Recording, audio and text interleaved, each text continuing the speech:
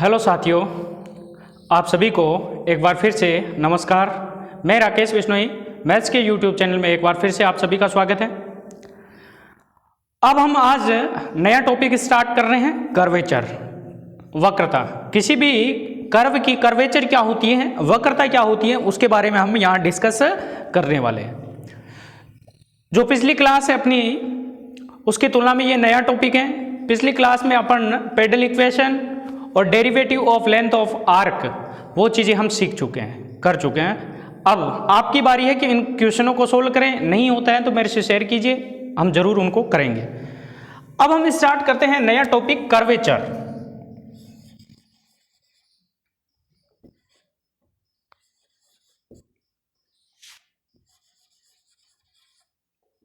Curvature, वक्रता।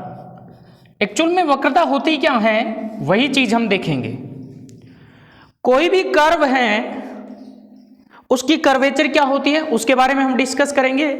Curvature से पहले एक चीज समझते हैं। जैसे कभी हम नॉर्मली सड़क पे घूमते हैं, सड़क पे चलते हैं, गाड़ी से चलते हैं, तो अचानक हम देखते हैं कि एक मोड़ आ जाती है। क्या आ जाती है? मोड़ आ जाती है, या घुमाव आ जाता है, या कह सकते हैं कोई तिराया या चौराया आ जाता है। तो चौराहे पे हमें क्या करना पड़ता है? घूमना पड़ता है। तो वो घुमाव जो होती है, मोड़, जैसे ये सीधी सड़क जा रही है, मान लो सीधी जाते जाते चौराहे पे ऐसे आपको मुड़ना होता है, मान लो, या ऐसे चलते चलते ऐसे जाना पड़ सकता है, या यूं कह सकते हैं इस तरह की मोड़ हो।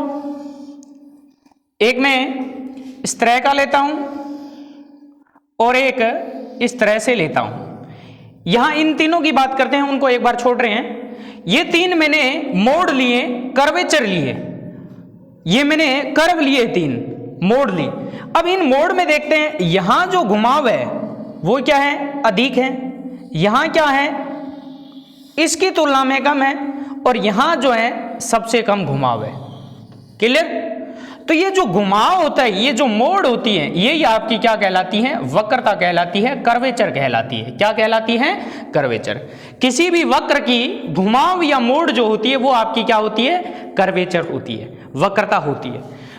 कहीं पे हम जाते हैं, सड़कों के जब मोड़ आती है तो वहां लिखा होता है शार्प टर्न, अधिक घुमाव या घुमाव लिखा होता है। तो इसका मतलब वो क्या होती है? वहां पर रोड की कर्वेचर है, रोड की क्या है? वक्रता है। हम यहां पर जो पढ़ रहे हैं वो वक्र की वक्रता पढ़ेंगे। क्या पढ़ेंगे? वक्र की वक्रता।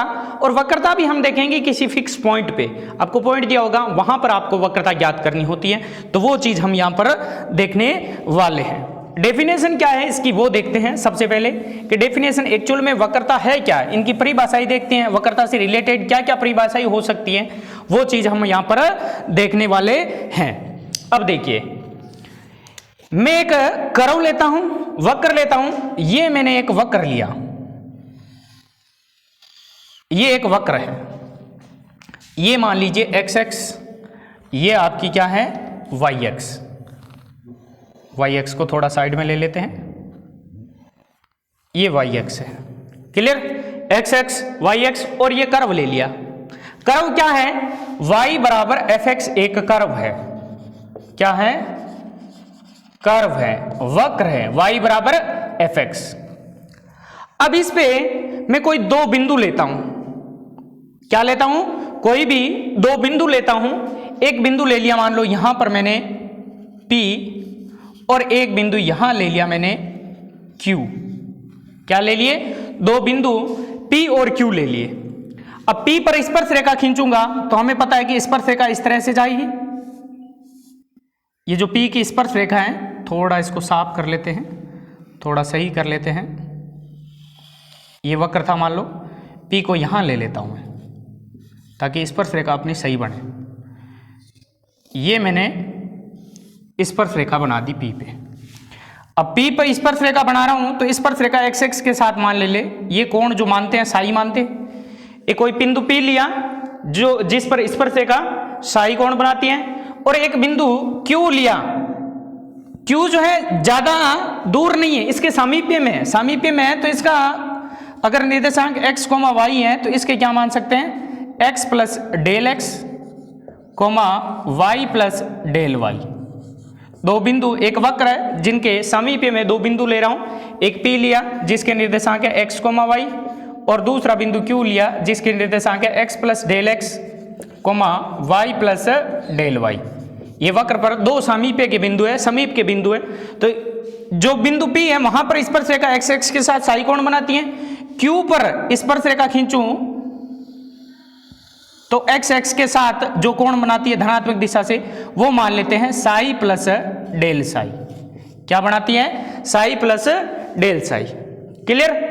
अब मैं क्या करता हूं, इस P पर जो बिंदु P है वहां पर मैं अभिलंब खींचता हूं और Q पर अभिलंब खींचता हूं। तो P पर अभिलंब खींचूंगा, अभिलंब का मतलब है x एक्स के साथ स्पर्श के साथ 90 डिग्री कोण, ये अभिलंब खींच दिया। और Q पर भी मैं अभिलंब खींच देता हूं, Q यहां मान ले ये Q है, तो यहां अभिलंब खींचूंगा तो अभिलंब कुछ इस तरह से आएगा। और दोनों अभिलंब जो है मान लेते हैं n बिंदु पर कटते हैं। और यहां पर एक बिंदु आपका क्या है? फिक्स बिंदु है जिसको नाम देते हैं C। C क्या है? निश्चित बिंदु है। बिंदु देखिए दोबारा सुनिए क्या है।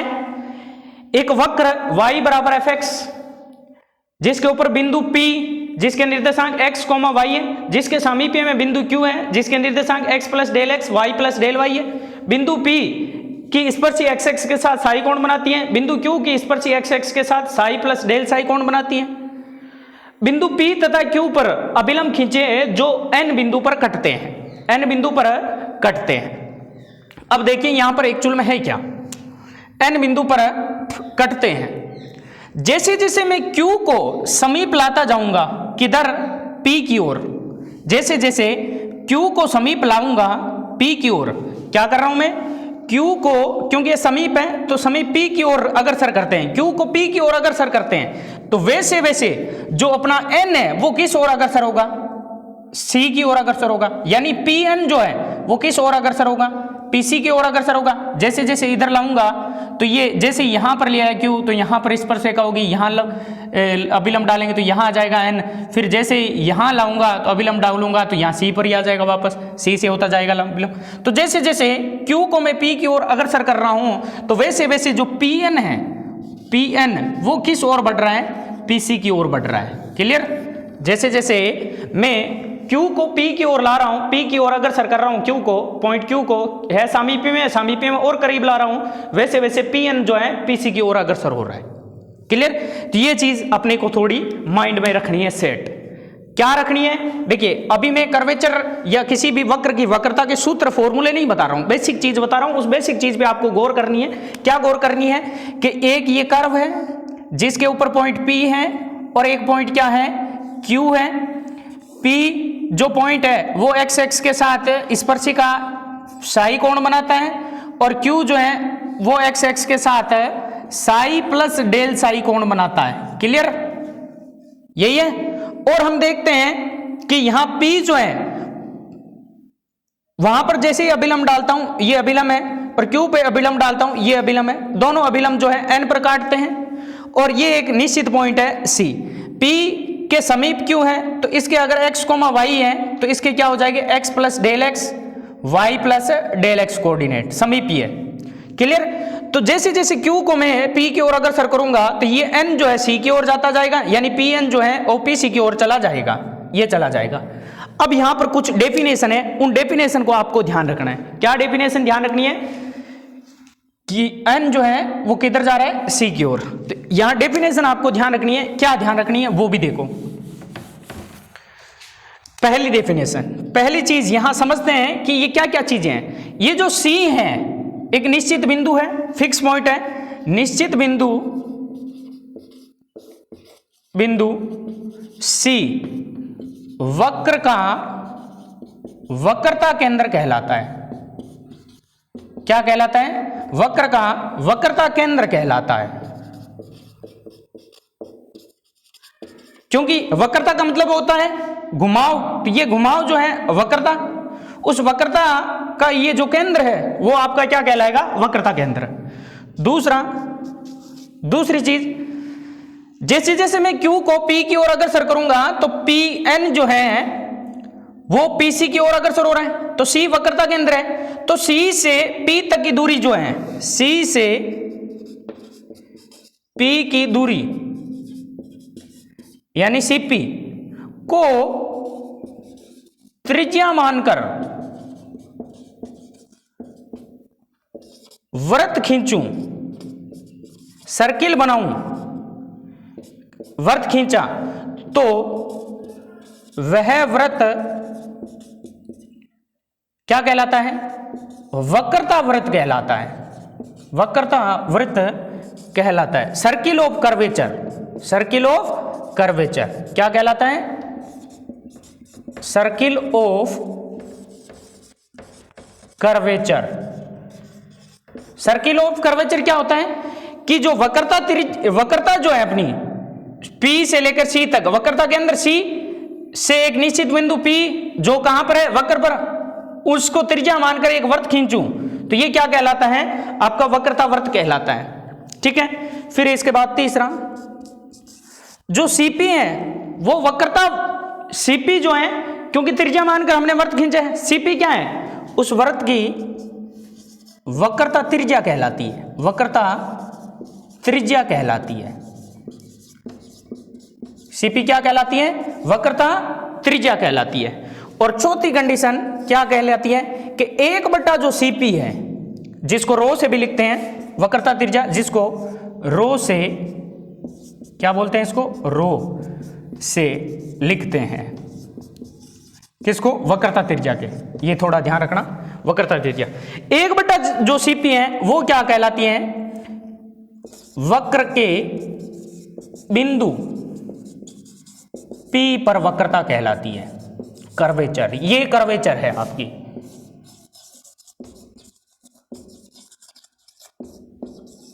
कहलाती हैं। ये विशेष तौर पे आपको कुछ चीजें हैं ध्यान में रखनी है। 5वां स्टेप क्या स्टेप? जैसे ही मैंने P को क्या, P से CP को मैंने त्रिज्या मान के वृत्त खींचा तो P से गुजरने वाली जो वक्रता वृत्त की जीवा है वो वक्रता जीवा कहलाती है। P से गुजरने वाली वक्रता वृत्त, यहां क्या है? वक्रता वृत्त। वक्रता वृत्त की जीवा क्या कहलाती है? वक्रता जीवा कहलाती है। वक्रता जीवा कोड ऑफ कर्वेचर कहलाती है। Code of curvature. तो यहां मेन अपने क्या चीज ध्यान रखनी है? एक आपको ध्यान रखनी है वक्रता त्रिज्या क्या है, और दूसरा वक्रता क्या है, और वक्रता कहां पर होती है। कोई भी किसी भी बिंदु P पर, तो P पर जो वक्रता कहलाएगी वो वक्रता त्रिज्या की क्या होती है? एक दूसरे के उल्टी होती है। कैसे होती है इसको समझते हैं। एक दूसरे के विलोम होती है। कैसे होती है? देखिए, ये एक मैंने कर्व बनाया, एक ये बनाया और एक ये बनाया। इसका जो घुमाव है ज्यादा है, इसका कम है, और इसका और ही कम है। तो यहां इसका जब सेंटर बनाएंगे तो सेंटर लगभग यहां कहीं आएगा, और इसका सेंटर क्या होगा? बाहर जाएगा। इसका सेंटर क्या होगा? और बाहर आएगा। तो यहां पर घुमाव ज्यादा है, यहां पर क्या है? घुमाव ज्यादा है, तो कर्वेचर उतना ही ज्यादा होगा, लेकिन वक्रता त्रिज्या क्या होगी? कम होगी। यहां घुमाव कम है तो त्रिज्या इसकी क्या हो जाएगी? बढ़ जाएगी। यहां घुमाव और कम है तो त्रिज्या और बढ़ जाएगी। तो वक्रता और वक्रता त्रिज्या एक दूसरे के रेसिप्रोकल होते हैं, एक दूसरे के उल्टे होते हैं, व्युत्क्रम होते हैं। तो 1/CP, CP वक्रता त्रिज्या है, वक्रता त्रिज्या है, तो वक्रता उसकी क्या होती है? किसी भी पॉइंट P पर वक्रता जो होगी 1/CP। C निश्चित बिंदु है और उस बिंदु P पर आपको वक्रता निकालनी है, तो 1/CP जो होती है वो आपकी क्या होती है? वक्रता कहलाती है। और CP जो है वक्रता त्रिज्या, वक्रता त्रिज्या को आप रो से लिखते हैं। ये तो इनकी मैं जो डेफिनेशन होती हैं, क्या क्या चीज है, वक्रता क्या है, वक्रता त्रिज्या क्या है, उनके बारे में। अब हम आगे बढ़ते हैं, इसको निकालते कैसे हैं? वक्रता त्रिज्या किसी भी वक्र की कैसे निकलती है, फाइंड आउट कैसे करते हैं, वो चीज देखते हैं। तो क्लियर, यहां पर क्या क्या चीज समझ में आई अपने? क्या क्या देखा? किसी भी वक्र की वक्रता, वक्र के किसी बिंदु पर, बिंदु P पर वक्रता हमने देखी। वक्रता का मतलब घुमाव ही होता है। दूसरा वक्रता त्रिज्या देखी, त्रिज्या को किससे कहते हैं? रो से। वक्रता वृत्त भी देखा, वक्रता वृत्त भी, और चौथा वक्रता जीवा भी। कोड ऑफ कर्वेचर,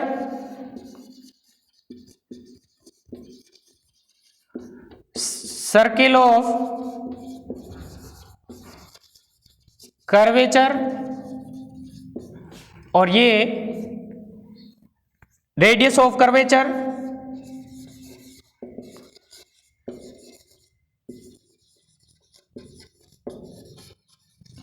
और ये क्या होगी कर्वेचर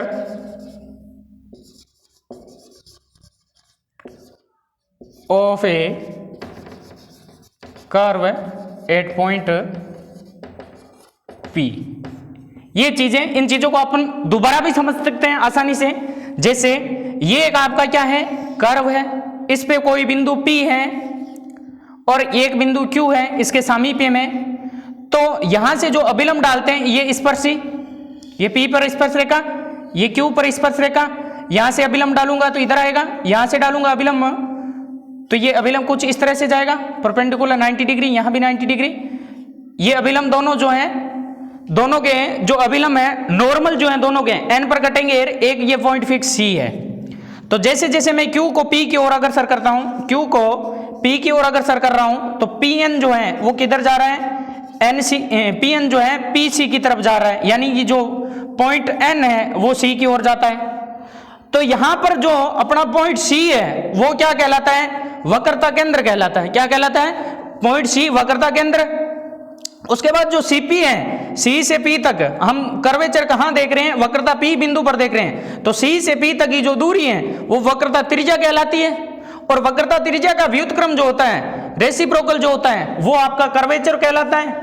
किसी बिंदु पर वक्रता कहलाती है, यानी वक्रता जो होगी 1/CP हुई, या कह सकते हैं 1/ρ हुई। वक्रता त्रिज्या को रो से लिखते हैं, रेडियस ऑफ कर्वेचर किससे लिखते हैं, रो से। तो ये चीज हुई। और वक्रता वर्त क्या होता है कि C से P तक की मिलाई की दूरी को त्रिज्या मानकर एक वर्त खींच दूं तो वो आपका क्या कहलाता है, वक्रता त्रिज्या कहलाता है, वक्रता वर्त कहलाता है। क्योंकि वक्रता त्रिज्या को त्रिज्या मानकर वर्त खींचा तो वक्रता वर्त हो गया। वक्रता जीवा कोड ऑफ कर्वेचर क्या हुई, जैसे मैं वक्रता जीवा खींचूंगा तो P से गुजरने वाली उस वर्त की जीवा, P से गुजरने वाली वर्त की जीवा वो आपकी वक्रता जीवा कहलाती है। क्लियर। तो ये आपके क्या हुआ, ये 3-4 जो परिभाषाएं थी उनकी हमने डिटेल से जानकारी प्राप्त की। अब हम वक्रता त्रिज्या ज्ञात करते हैं, कैसे निकलती है वक्रता त्रिज्या उसके बारे में देखते हैं। तो आगे बढ़ते हैं, वक्रता त्रिज्या है क्या चीज एक्चुअल में। जो अपना टॉपिक स्टार्ट हो रहा है रेडियस ऑफ कर्वेचर वक्रता त्रिज्या, यहीं से अपना मेन टॉपिक है, इसी से रिलेटेड अपने क्वेश्चन आएंगे। वक्रता त्रिज्या, वक्रता त्रिज्या हम ज्ञात करेंगे 2-3 प्रकार के आपके क्या होंगे, कर्व होंगे टाइप्स के। जैसे आपको नेज समीकरण दे दे, इसके अलावा कार्तीय रूप में दे दे, या ध्रुवीय रूप में, या कह सकते हैं पैरामेट्रिक फॉर्म में दे दे। तो उस हिसाब से तो पहली जो है आपको इक्वेशन जो कर्व की दे दे, इंट्रिंसिक इक्वेशन यानी नेज समीकरण दे दे, नेज समीकरण। अब नेज समीकरण कौन सी होती है, किसी भी कर्व की समीकरण आपको S और साई में दे दे। S का मतलब चाप की लंबाई और साई का मतलब है उस चाप के किसी बिंदु P पर जो खींची गई स्पर्शी है उसका कोण x के साथ साई। S और साई में इक्वेशन दे दे, वो कहलाती है आपकी नेज समीकरण। अब नेज समीकरण आपको दे रखी होती है तो उसकी वक्रता त्रिज्या क्या होती है वो चीज हम यहां देखेंगे, फॉर्मूला देखेंगे। उस फॉर्मूले का आपको याद रखना है, फॉर्मूला बना कैसे वो भी चीज देखते हैं।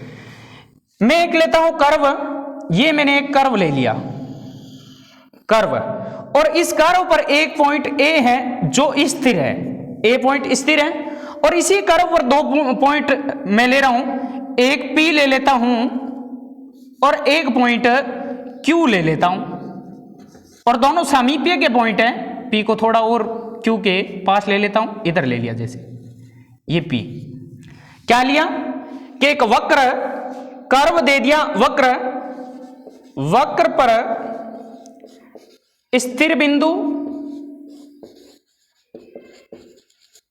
A है तथा 2 समीपवर्ती बिंदु, नेबरहुड पॉइंट है, समीपवर्ती बिंदु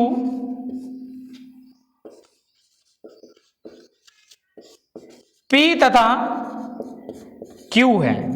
2 समीपवर्ती बिंदु क्या है, P तथा Q है। जहां ये देखिए ये क्या चीज है, AP आर्क है, PQ भी क्या है, आर्क है। AP जो आर्क है उसको मैं मान लेता हूं S है। और ए से पी तक एस है और ए से क्यू तक एस प्लस डेल एस मान लेता हूं, एस प्लस डेल एस, जहां चाप एपी जो है वो मान लेते हैं उसकी लंबाई एस, तथा ए क्यू जो है वो है एस प्लस डेल एस। देखिए एस प्लस डेल एस क्यों लिखा मैंने, क्योंकि पी और क्यू समीपवर्ती बिंदु है, पास पास के हैं, तो ये एस है तो इसके पास है, तो थोड़ा सा अल्प वृद्धि कर देते हैं डेल एस की। क्लियर, ये दो बिंदु।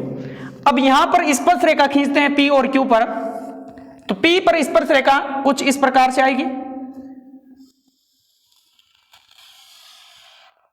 ठीक है, ये वाई एक्स मान लेते हैं। पी पर स्पर्श रेखा एक्स एक्स के साथ मान लो कौन बना रही है, साई, साई मानते, और क्यू पर भी स्पर्श रेखा खींचते हैं, ये मान लो टी पॉइंट है टेंजेंट, और क्यू पर स्पर्श रेखा इस प्रकार से आएगी वक्र की, जो एक्स एक्स के साथ जो एंगल बनाएगी वो मान लेते हैं साई प्लस डेल साई।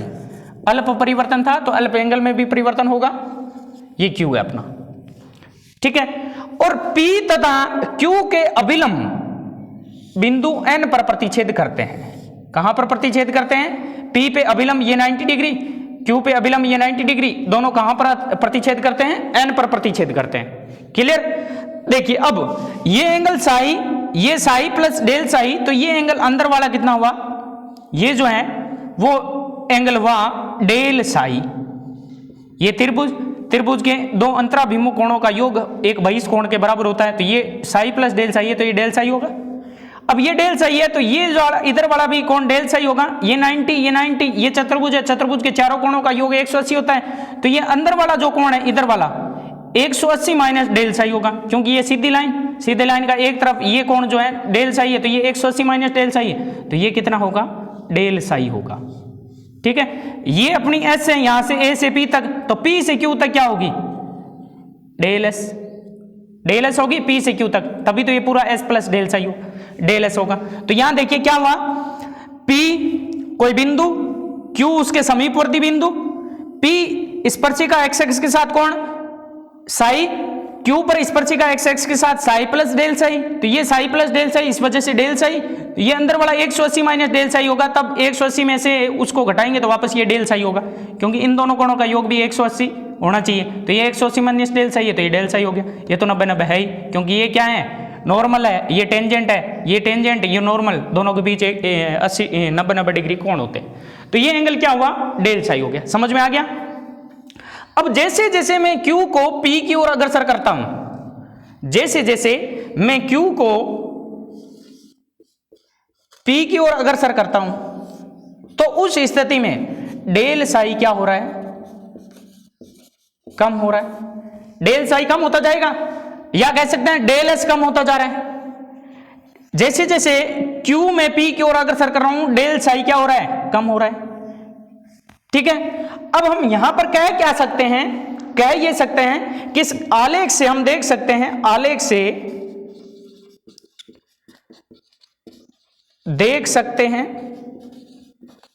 क्या देख सकते हैं, आलेख से हम देख सकते हैं कि ये जो मैंने कर्व बनाया और एक कर्व और बना रहा हूं, ये घुमावदार, ये P है, ये Q है, ये इसका अभिलंब, ये इसका विलंब, दोनों यहां, ये डेल साई, ठीक है। जैसे जैसे ये Q पास में आता जाता है, डेल साई क्या हो रहा है, कम हो रहा है। अगर इसी घुमाव को मैं बढ़ा दूं, घुमाव को बढ़ा दूं, ये P, ये Q, इसका विलंब, इसका विलंब, डेल साई क्या हो गया, बड़ा हो गया। देखिए जैसे जैसे डेल साई बढ़ता है, डेल साई बढ़ता है, उस पर कौन निर्भर कर रहा है, डेल एस भी निर्भर कर रहा है। डेल साई बढ़ेगा तो डेल एस भी बढ़ेगा, लेकिन डेल साई बढ़ने का मतलब है डेल एस बढ़ेगा, तो डेल एस बढ़ा तो चाप पी क्यू का हुआ, बढ़ा, तो उसकी वक्रता क्या हो रही है, बढ़ रही है, चाप पी क्यू जो है वो बढ़ रहा है। तो यहां कहने का मतलब क्या हुआ, जैसे जैसे अपन चित्र में देखते हैं, डेल साई का बड़ा या छोटा मान होना किस पर निर्भर कर रहा है, डेल साई का बड़ा या छोटा होना इस वक्र की नुकीलेपन पर निर्भर कर रहा है। तो यहां हम लिख सकते हैं कि आलेख से हम देख सकते हैं या चित्र से देख सकते हैं कि डेल साई का बड़ा या छोटा होना, बड़ा या छोटा होना वक्र के नुकीलेपन पर निर्भर करता है, पर निर्भर करता है। देखिए कैसे, एक तो इस तरह से है, ये P ये Q, लंब डालेंगे डेल साई ये होगा। एक इस तरह से है, ये P ये Q, यहाँ स्पर्शी के साथ ये स्पर्शी मान लो, यहाँ लंब डाला, ये स्पर्शी लंब डाला यानी अभिलंब हुआ। तो यहाँ देखिए ये डेल साई, ये डेल साई। अब देखिए नुकीला कौन ज्यादा है, नुकीला ये ज्यादा है और ये नुकीला क्या है, कम है। तो डेल साई का बड़ा या छोटा होना उस वक्र के नुकीले पर निर्भर करता है। तो इसका मतलब हम कह सकते हैं कि डेल साई यदि बड़ा है तो वक्र क्या होगा, डेल साई बड़ा है तो वक्र नुकीला कम होगा, और डेल साई यदि छोटा है तो वक्र नुकीला क्या होगा, ज्यादा होगा। यहां से साफ पता चल रहा है कि डेल साई यहां देखो छोटा है तो वक्र क्या है, नुकीला, और यहां डेल साई बड़ा है तो वक्र उतना ही क्या है, नुकीला कम है। डेल साई बड़ा हो गया, नुकीला कम हो गया, गोल ज्यादा हो रहा है, घुमाव बड़ा हो रहा है, वक्रता उसकी क्या हो रही है, ज्यादा। तो ये कह सकते हैं कि डेल साई बड़ा है तो नुकीला क्या है, कम है। इसका मतलब वक्रता क्या होगी, कम। तो साई जितना बड़ा होगा उसकी वक्रता उतनी क्या होगी, कम। तो डेल साई जितना छोटा होगा वो नुकीलापन ज्यादा होगा, तो इसका मतलब उसकी वक्रता क्या होगी, ज्यादा होगी। तो ये चीज अपने क्या होगी, नुकीलापन जो है वो उसकी क्या है, वक्रता पे डिपेंड कर रही है। अब यहां पर कुछ चीजें हैं जो आपको ध्यान में रखनी है। नुकीला कम है, या कह सकते हैं मोड उसमें क्या है, कम है। अब फलत है, इनको हम कह सकते हैं फलत। इन्हीं की जानकारी से पहला कुल वक्रता, टोटल कर्वेचर क्या हुई, कुल वक्रता। देखो ये नुकीलापन किस पे निर्भर कर रहा है, इस डेल साई पे। किस पे निर्भर कर रहा है, डेल साई पे। कौन निर्भर करता है, वक्रता, डेल साई पे। डेल साई जितना बड़ा होगा ये कर्व बड़ा होता जाएगा, वक्रता उसकी क्या होगी, घुमाव जो है कम होता जाएगा। तो ये कह सकते हैं कुल वक्रता जो होगी कोण डेल साई के बराबर होगी, कोण डेल साई के बराबर। अब दूसरी औसत वक्रता, ये ध्यान में रखनी है आपको, औसत वक्रता। औसत वक्रता जो होती है वो क्या होती है, डेल साई और डेल एस का अनुपात होती है औसत वक्रता। औसत वक्रता कौन सी हुई, डेल साई उसमें डेल एस का, उसकी चाप की लंबाई का भाग दे दें, वो आपकी औसत वक्रता होती है।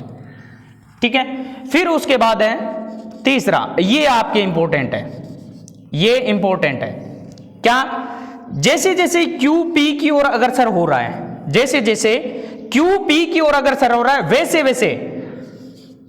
वैसे क्या हो रहा है, जैसे जैसे पी क्यू की ओर अग्रसर हो रहा है वैसे वैसे अपने ये देखिए कम होता जा रहा है। कौन कम होता जा रहा है, del s. Del s tends to क्या हो रहा है, 0। तो उस स्थिति में बिंदु P पर या वक्र की बिंदु P पर वक्रता वो क्या हुई, वक्र की बिंदु P पर वक्रता, P पर वक्रता हम P पर देख रहे हैं, घुमाव कहां देखेंगे, सिर्फ P पर। P पर वक्रता का मतलब क्या हुआ कि बिंदु P पर घुमाव कितना है, तो Q को हम क्या लाएंगे, P की ओर अग्रसर करेंगे तो डेल एस टेंस टू क्या होता जाएगा, 0 होता जाएगा। तो जैसे जैसे Q इधर आएगा तो वक्रता जो होती है वो किस पे डिपेंड कर रही है, डेल साई पे। तो del psi upon del s, वक्रता जो अपनी होती है वो क्या होती है, डेल साई बट्टा डेल एस होती है। लेकिन यहां लिमिट ये लग रही है कि डेल एस टेंस टू क्या हो रहा है, 0। क्यों हो रहा है, क्योंकि P पर हम देख रहे हैं तो P पर डेल एस क्या हो रहा है, 0 की ओर अग्रसर हो रहा है। तो इसको हम क्या लिख सकते हैं, डी साई बटा डी एस। तो वक्रता किसी भी बिंदु पर उसकी क्या बनी, डी साई बटा डी एस। ये इंपॉर्टेंट फॉर्मूला है, ये याद रखना है आपको, डी साई बटा डी एस। अगर साई और एस में समीकरण दे रखी है तो उस वक्र की वक्रता जो है डी साई बटा डी एस बनती है, डी साई बटा डी एस। कहां पर है, बिंदु पी पर वक्रता। अब चौथा, वक्रता त्रिज्या। वक्रता त्रिज्या, वक्रता त्रिज्या क्या होती है, रो। वक्रता त्रिज्या जो होती है वक्रता की रेसिप्रोकल होती है, यानी एक बटा वक्रता होती है। तो रो का फॉर्मूला क्या बना, रो इक्वल टू, इसको पलट दो, डी एस बटा डी साई। ये आपकी क्या आई, वक्रता त्रिज्या आई। ये आपको वक्रता त्रिज्या का फॉर्मूला डायरेक्ट याद रखना है, डी एस बटा डी साई, वक्रता त्रिज्या का डायरेक्ट ये फॉर्मूला आप याद रखेंगे। आई कैसे डिपेंड किस पे कर रही है, वक्रता जो होती है कोण एस के बराबर होती है कुल वक्रता, टोटल वक्रता। टोटल वक्रता हम किसकी देख रहे हैं, ये इतना वक्र ले लिया पी से क्यू तक, पूरी वक्रता देख ली पी से क्यू तक, ये पूरी वक्रता। टोटल वक्रता जो होती है वो इसके सामने जो अभिलंब से जो प्रतिच्छेदी कोण बनता है डेल साई, उसके बराबर होती है। फिर जैसे ही औसत वक्रता पूछी तो औसत वक्रता का मतलब P इधर आएगा, Q इधर आएगा, Q इधर आएगा, तो औसत वक्रता जो होती है किस पे डिपेंड कर रही है, इस डेल साई के भाग पे डिपेंड करती है। डेल साई कितना बड़ा है उस पे डिपेंड कर रही है, तो डेल साई का भाग लग गया। Q P की ओर अग्रसर हो रहा है, डेल साई टेंस टू क्या हो रहा है, डेल S टेंस टू क्या हो रहा है, 0 हो रहा है, तो डेल S टेंस टू 0 हो रहा है। तो P पर हम सिर्फ पॉइंट P पर वक्रता देखें, ये P, इस पर वक्रता देखें तो इस पर जो वक्रता होती है ये अभिलंब हो गया। ये जैसे Q है, Q इधर आता जाएगा, P पर हम वक्रता देखेंगे तो वो जो होती है limit del S tends to 0 होती है, उस स्थिति में del psi upon del S के बराबर होती है, यानी d psi upon d s. ये वक्रता कर्वेचर आपकी क्या आ गई, कर्वेचर, ये कर्वेचर हुआ। तो कर्वेचर डी साई बटा डी एस, और वक्रता त्रिज्या कर्वेचर का रेसिप्रोकल होता है, व्युत्क्रम होता है, तो एक बटा वक्रता वक्रता त्रिज्या के बराबर होती है, तो वक्रता त्रिज्या डी एस बटा डी साई। अब आपको नेज समीकरण यानी कि एस और साई में आपको इक्वेशन दे दे किसी भी कर्व की और आपसे वक्रता त्रिज्या पूछे तो एस का साई के सापेक्ष अवकलन कर देंगे, वही आपकी वक्रता त्रिज्या होती है।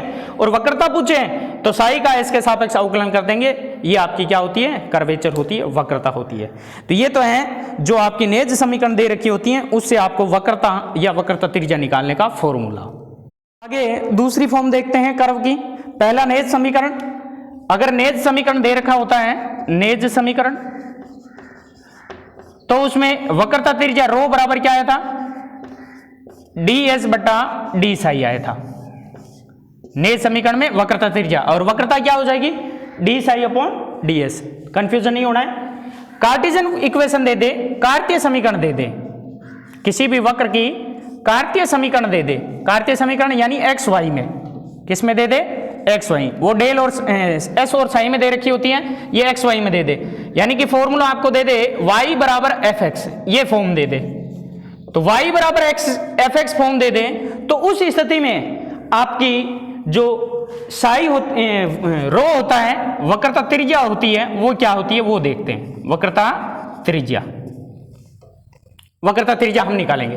तो y equal to f x है, तो यहां से अपने को ये पता है कि y बराबर एफ एक्स कोई कर्व है, तो उसकी जो ढाल होती है, जो स्लोप होती है किसी भी पॉइंट पे, टेन साई होती है, और टेन साई किसके बराबर होता है, डी वाई बटा डी एक्स के। इक्वेशन सेकंड दे दूं इसको, टेन साई, क्योंकि हम जानते हैं टेन साई इक्वल टू क्या होता है, डी वाई बटा डी एक्स। अब यहां देखिए साई आ गया, डी वाई बटा डी एक्स आ गया, यहां देखिए साई का एस के सापेक्ष अवकलन हो तो वक्रता जो होती है वो क्या होती है, वक्रता डी साई बटा डी एस, यही होती है, डी साई बटा डी एस। तो ये साई पड़ा है, ये साई का एस के सापेक्ष अवकलन है, तो इस इक्वेशन का differentiation with respect to s, s के सापेक्ष अवकलन करते हैं तो टेन साई का क्या हो जाएगा, सेक स्क्वायर साई, और साई का डी साई बटा डी एस इक्वल टू, इधर जब हम डिफरेंशिएशन करेंगे तो डी अपॉन डी एस लिख रहा हूं एक बार, और डी वाई बटा डी एक्स होगा। ये चीज हुआ। अब इसका सीधा डिफरेंशिएशन नहीं होता है, इस चीज को हम अनंत स्पर्शियों में जो टॉपिक किया था उसमें अपने देखा था, या कह सकते हैं जो आंशिक अवकलज था उसमें देखा था। तो आंशिक अवकलज में इसका फॉर्मूला क्या था वो देखते हैं। इसको मैं लिख सकता हूं वापस 1 + tan² साई डी साई बटा डी एस इक्वल टू, इसको मैं लिख सकता हूं क्योंकि हम डी वाई बटा डी एक्स है तो इसका डबल डिफरेंशिएशन यानी डेल एक्स के ऊपर नीचे गुणा कर रहा हूं डेल एक्स के, तो इसको मैं लिख सकता हूं d upon d x d y बटा d x into d x बटा डी एस लिख सकता हूं, डेल एक्स के ऊपर नीचे गुणा हुई और एक्स को एस के सापेक्ष उसको अलग कर दिया। क्लियर, लिख सकता हूं इस चीज को 1 प्लस टेन स्क्वायर, टेन की जगह वापस क्या लिख दूं डी वाई बटा डी एक्स, तो 1 प्लस डी वाई बटा डी एक्स का होल स्क्वायर ब्रैकेट और इधर डी साई बटा डी एस बराबर इसको लिख सकता हूं डी टू वाई बटा d x to into d x बटा डी एस। ठीक है, अब अपने को मान निकालना है डी साई बटा डी एस का, सॉरी डी एस बटा डी साई का, क्योंकि वक्रता त्रिज्या निकाल रहा हूं, तो वक्रता त्रिज्या निकाल रहा हूं तो एक दूसरे को पलट दूं, या कह सकता हूं उसको मैं उधर भेज देता हूं, इसको इधर ले आता हूं, तो इसको मैं इधर ले आऊं तो 1 प्लस डी वाई बटा डी एक्स का होल स्क्वायर इनटू क्या हो जाएगा डी एस बटा डी एक्स बराबर है डी टू वाई बटा डी एक्स टू इनटू ये हो जाएगा डी एस बटा डी साई। और कल ही हमने या पिछले वीडियो में हमने देखा था कि डी एस बटा डी एक्स क्या होता है, चाप की लंबाई एस का एक्स के सापेक्ष अवकलज, तो इसका फॉर्मूला डी एस बटा डी एक्स जो था क्या था under root 1 plus d y बटा डी एक्स का होल स्क्वायर, यही था। तो ये वैल्यू यहां पुट करते हैं, तो इधर हो गया 1 प्लस डी वाई बटा डी एक्स का होल स्क्वायर और यहां डी एस बटा डी एक्स की वैल्यू ये, तो इसको लिख सकता हूं 1 प्लस डी वाई बटा डी एक्स का होल स्क्वायर और वो भी किस में रूट में और बराबर है डी टू वाई बटा d x to into d s बटा डी साई। अब ये देखिए आधार समान है, घातें जुड़ जाएगी, इसकी घात 1 है और इसकी घात देखिए रूट की वजह से 1/2, तो 1 और 1/2 3/2 हो जाएगी, डेड हो जाएगी। तो यहां से आगे देखिए 1 प्लस डी वाई बटा डी एक्स की का स्क्वायर और उसकी घात कितनी हो जाएगी 3/2 बराबर सामने डी टू वाई बटा डी एक्स टू और डी एस बटा डी साई। तो यहां से डी एस बटा डी साई की वैल्यू क्या आ जाएगी इक्वल टू, ये डिवाइड में आ जाएगा तो 1 प्लस डी वाई बटा डी एक्स का होल स्क्वायर इसकी पावर 3/2 बटा डी टू वाई बटा डी एक्स टू। ये आपके फॉर्मूला आ गया जिसको आपको याद करना है। एक फॉर्मूला वक्रता त्रिज्या का रो बराबर डी एस बटा डी साई और दूसरा जब कार्तीय रूप हो तो डी एस बटा d psi 1 plus d y बटा डी एक्स का स्क्वायर उसकी पावर 3/2 डी टू वाई बटा डी एक्स टू, या इसको मैं ऐसे भी लिख सकता हूं डी एस बटा डी साई बराबर 1 प्लस इसको लिख सकता हूं y1 का मतलब है डी वाई बटा डी एक्स, y1 का स्क्वायर और उसकी घात 3/2 बट्टा इसको लिख सकता हूं y2 का मतलब है y का x के सापेक्ष द्वितीय कोटि का अवकलज डी टू वाई बटा डी एक्स टू। y1 का मतलब है y का x के सापेक्ष प्रथम कोटि का अवकलज, y2 का मतलब है y का x के सापेक्ष द्वितीय कोटि का अवकलज। तो ये आपके फॉर्मूला आया, इस फॉर्मूले को आपको डायरेक्टली याद रखना है। एक तो ये याद रखना है किसका है ds बटा डी साई का मतलब रो वक्रता त्रिज्या, तो वक्रता त्रिज्या का फॉर्मूला आ गया। क्लियर, तो ये वक्रता त्रिज्या के दो फॉर्मूले आपके हो गए, एक तो नेज समीकरण से और दूसरा कार्तीय समीकरण से। अब देखिए कार्तीय समीकरण से आपके फॉर्मूला क्या बना, पहला फॉर्मूला ए जो पार्ट है वो बन रहा है कि रो इक्वल टू क्या है डी एस बटा डी साई। ये तो कब लगता है जब आपके नेज समीकरण हो। B part rho equal to अपने बनाया 1 प्लस डी वाई बटा डी एक्स का होल स्क्वायर और उसकी पावर 3/2 और बट्टा डी टू वाई बटा डी एक्स टू। ये कौन से रूप का है कार्तीय रूप का है। तीसरा इसी कार्तीय रूप से रो को मैं ऐसे भी लिख सकता हूं rho equal to 1 plus d x बटा डी वाई का होल स्क्वायर और उसकी पावर 3/2 बट्टा डी टू वाई बटा डी एक्स टू। ठीक है, ये दोनों फॉर्मूले सॉरी डी एक्स बटा डी टू एक्स बटा डी वाई टू उल्टा एक दूसरे का, यानी यहां पर x की जगह y की जगह x को रिप्लेस कर दिया, x की जगह y की जगह x को रिप्लेस कर दिया, यहां देखिए इसको इसमें बदलने के लिए डी वाई बटा डी एक्स को डी एक्स बटा डी वाई कर दिया, डी टू वाई बटा डी एक्स टू को डी टू एक्स बटा डी वाई टू कर दिया। तो यहां पर x और y को रिप्लेस किया, फिर भी उस रो के मान में परिवर्तन नहीं आया, तो इसका मतलब हम कह सकते हैं रो जो होती है वक्रता त्रिज्या x और y पे निर्भर नहीं करती है। अब ये इससे ये कैसे बना, इसको भी हम प्रूव कर सकते हैं। इसको प्रूव करने के लिए आपको क्या करना पड़ेगा, चूंकि हम जानते हैं कि टेन साई इक्वल टू क्या होता है डी वाई बटा डी एक्स, इसको पलट देता हूं यहीं पे, तो ये क्या बन जाएगा cot psi equal to d x बटा डी वाई आएगा।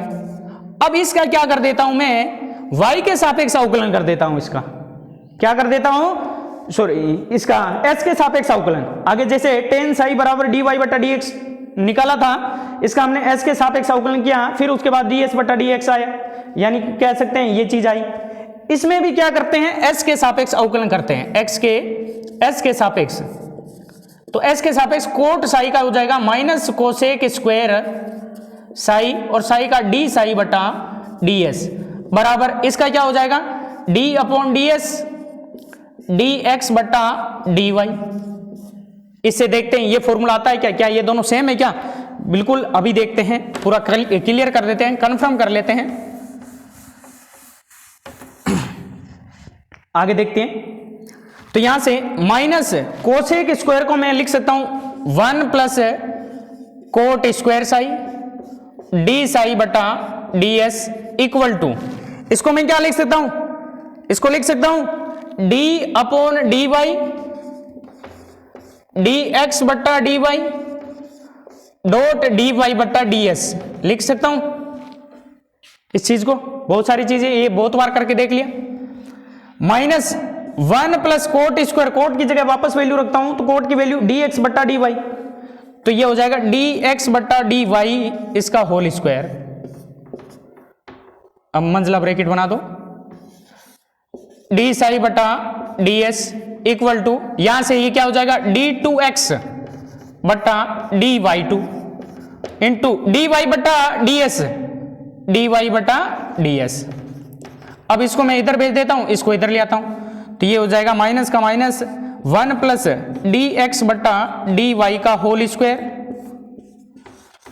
और ये इधर आएगा तो डी एस बटा डी वाई हो जाएगा equal to d two x बटा डी वाई टू, और ये हो गया डी साई डी एस बटा डी साई, रेसिप्रोकल हो जाएंगे, एक दूसरे के व्युत्क्रम हो जाएंगे क्योंकि एक दूसरे का पक्षांतरण कर रहे हैं। माइनस का माइनस 1 प्लस डी एक्स बटा डी वाई का होल स्क्वायर, और इधर से देखें चाप की लंबाई का y के सापेक्ष अवकलज, तो 1 प्लस डी एक्स बटा डी वाई, वाई के सापेक्ष है तो डी वाई बटा डी एक्स का होल स्क्वायर और उसका रूट, यही होता है equal to d two x बटा d y two d s बटा डी साई। अब देखिए आधार समान घाते जुड़ जाएगी, तो एक ये रूट ये, तो ये हो जाएगा माइनस में 1 प्लस डी एक्स बटा डी वाई का होल स्क्वायर और उसकी घात हो जाएगी 3 बटा 2। कैसे हुई 3 बटा 2, एक घात इसकी और रूट की वजह से आधी घात है, तो 3 बटा 2 equal to d two x बटा d y two into d s बटा डी साई। अब ये इधर आएगा तो भाग में आ जाएगा इसके, तो क्या बचेगा 1 माइनस 1 प्लस डी एक्स बटा डी वाई का होल स्क्वायर और उसकी पावर 3 बटा 2, और इसके भाग में क्या आ जाएगा डी टू एक्स बटा डी वाई टू और इक्वल टू क्या बचेगा डी एस बटा डी साई। और डी एस बटा डी साई क्या होती है, रो होती है, वक्रता त्रिज्या होती है। क्या होती है, वक्रता त्रिज्या। और वक्रता त्रिज्या कभी नेगेटिव नहीं होती, नेगेटिव नहीं होती, इसका मतलब पॉजिटिव होती है, धनात्मक होती है। तो रो इक्वल टू क्या बनेगा, नेगेटिव हटा के पॉजिटिव लेना पड़ेगा। तो 1 प्लस डी एक्स बटा डी वाई का स्क्वायर की पावर 3 बटा 2 डी टू एक्स बटा डी वाई टू, यही चीज आई है। तो यहां देखिए जब हमने tan psi equal to d y बटा डी एक्स, उसका हमने सीधा अवकलन किया एस के सापेक्ष, तो ये रिजल्ट आया। और इसको पलट के डी एक्स बटा डी वाई करके हमने किया तो रिजल्ट ये आया। तो दोनों में को क्या फर्क है, फर्क ये है कि x की जगह y को रिप्लेस कर दो और y की जगह x को कर दो। ये देखो y था, इसकी जगह x लिख दिया, x की जगह y लिख दिया, ये y था, इसकी जगह x लिख दिया, x की जगह y लिख दिया, तो दोनों रिप्लेस कर दिए, तो वक्रता त्रिज्या में कोई फर्क नहीं आया, वही रो ही बनी। ये देखो डी एस बटा डी साई बनी, डी साई का मतलब क्या है रो, ये भी रो, वक्रता त्रिज्या सेम है, तो इसका मतलब वक्रता त्रिज्या किस पे निर्भर नहीं कर रही है, वक्र के चरों x तथा y पे निर्भर नहीं करती है। रो का मान चाहे इससे निकाल लो और चाहे इससे निकाल लो। अब प्रश्न उठता है कि नीचे वाला फॉर्मूला लगाएं या ऊपर वाला फॉर्मूला लगाएं। देखिए क्योंकि हमें पता है कि टेन साई इक्वल टू क्या होता है, डी वाई बट्टा डी एक्स होता है। कई बार क्या होता है साई इक्वल टू 90 डिग्री होता है। अब साई 90 डिग्री को होने का अर्थ क्या हुआ, साई 90 डिग्री होने का अर्थ यह हुआ कि टेन साई जो है अपना अनंत बन गया। क्लियर, यानी कि डी वाई बट्टा डी एक्स का मान क्या हो गया, अनंत हो गया। तो इस स्थिति में हम डी वाई बट्टा डी एक्स का फॉर्मूला नहीं लगाएंगे, उस स्थिति में ये नीचे वाला लगाएगा। इस 90 डिग्री का अर्थ क्या हुआ, 90 डिग्री का अर्थ यह हुआ कि वहां पर स्पर्श रेखा एक्स एक्स के लंबवत है, एक्स एक्स के लंबवत है। तो उस स्थिति में हम डी वाई बट्टा डी एक्स वाला नहीं लगाएंगे, तो उस स्थिति में हम लगाएंगे डी एक्स बट्टा डी वाई वाला, ताकि इसका मान क्या रहे, 0 रहे, अनंत न बने। एक्स एक्स के लंबवत हो गए तो टेन साई तो क्या है, अनंत है, लेकिन डी वाई बट्टा डी एक्स अनंत है, तो डी एक्स बट्टा डी वाई क्या हो जाएगा, 0 हो जाएगा। तो स्पर्श रेखा जब एक्स एक्स के लंबवत हो, या कह सकते हैं स्पर्श रेखा का एक्स एक्स के साथ 90 डिग्री का कोण हो, उस स्थिति में हम कौन सा फॉर्मूला लगाएंगे, रो इक्वल टू ये लगाएंगे वक्रता त्रिज्या का। तो वक्रता त्रिज्या के अभी तक कितने फॉर्मूले हो गए, ए बी सी, 3 फॉर्मूले। पहला नेज समीकरण से डी एस बट्टा डी साई, एस क्या है चाप की लंबाई और साई क्या है स्पर्शिका कोण, जहां जिस बिंदु पर आपको निकालनी होती है वक्रता। फिर उसके बाद वक्रता त्रिज्या, वक्रता त्रिज्या रो क्या है, वक्रता त्रिज्या, वक्रता और वक्रता त्रिज्या एक दूसरे के उल्टी होती हैं, यानी रो बराबर होता है 1 बट्टा वक्रता। रो वक्रता त्रिज्या है तो ये वक्रता है, या कह सकते हैं वक्रता बराबर होता है 1 बट्टा रो। ठीक है, और यहां डी एस बट्टा डी साई अपने को ध्यान में रखना है, रो का होता है, डी साई बट्टा डी एस क्या होता है, 1 रो, यानी वक्रता होता है। इसका क्या होता है, डी साई बट्टा डी एस, कोण में चाप का अनुपात जो होता है वो होती है वक्रता। क्लियर, ये जो अपने कार्तीय रूप से हमने 2 फॉर्मूले देख लिए रो के, और दोनों में कोई अंतर नहीं है, दोनों सेम ही माने जाएंगे, क्योंकि चर एक्स वाई पर रो निर्भर नहीं करता, वक्रता त्रिज्या या कह सकते हैं वक्रता निर्भर नहीं करती। ये तो अपने कार्तीय रूप हो गया। अब अगला जो अपना फॉर्म है वो पैरामेट्रिक फॉर्म है, जिसको अपन नेक्स्ट वीडियो में करेंगे। आज के लिए इतना ही काफी है। धन्यवाद। जय हिंद, जय भारत।